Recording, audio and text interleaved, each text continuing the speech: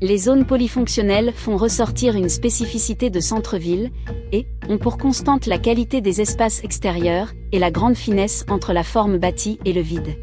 2 émergences dans le quartier D, érigées en tour de 20 étages, font l'exception et profilent leur silhouette vers le ciel et serviront, à chaque instant, aux usagers de repères pour s'orienter dans la ville nouvelle. Les immeubles composant les zones polyfonctionnelles, dans une proportion équilibrée entre le rapport plein et vide, répondent à un réel souci de mixité des fonctions, affichant au niveau des rez-de-chaussée le lien étroit qu'ils ont avec la rue et offrant ainsi un appréciable linéaire de commerce, de vitrines et de densité. Les zones de service dont la fonction est exclusivement tertiaire ne sont présentes que dans le secteur D, baptisé aussi quartier baraquin. C'est le quartier hiérarchiquement le plus important par sa taille et sa programmation. Ces dernières disposées en front de façade sur la place majeure se distinguent par une signature architecturale unique. L'habitat semi-collectif de moyen standing fait partie de la première couronne autour des polarités centrales constituées par les zones mixtes plus denses. Ce type d'habitat semi-collectif est organisé en îlots en préservant ce qui est aujourd'hui le plus demandé par les populations, c'est-à-dire l'espace extérieur privé, mais aussi l'espace extérieur collectif semi-privé. La vie communautaire caractéristique de la société malienne se voit favorisée grâce à cette forme d'habitat de faible hauteur. Jeunes et plus grands trouveront au sein des aires semi-privées à l'abri des circulations automobiles, des espaces de jeux de détente et de rencontres où ils pourront s'épanouir en toute sécurité.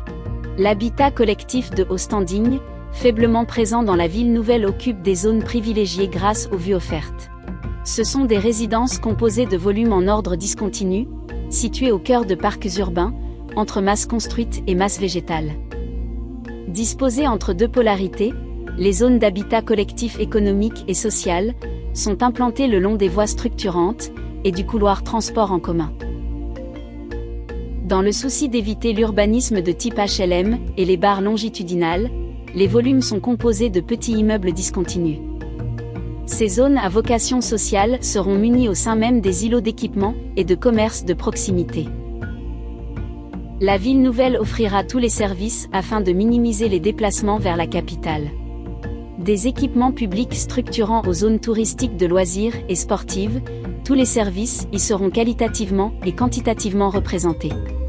Ainsi, les polarités principales accueilleront le centre hospitalier au sein du quartier Nianikura, la grande mosquée et le pôle universitaire, quartier baraquin, le grand marché, quartier d'Okura, et le grand théâtre à Kukiabe.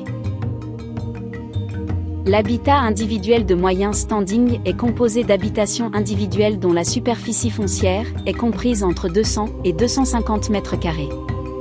Le cœur des îlots recevra plusieurs équipements de proximité autour de places et de jardins formant une parfaite unité de voisinage. Les riverains qui occuperont les flancs de collines auront des vues imprenables de tous les côtés. Il est prévu environ 750 le nombre de villas de haut standing qui pourront être réalisées au sein de l'ensemble des parcelles. Ces résidences pavillonnaires ne sont présentes que dans les secteurs B et E.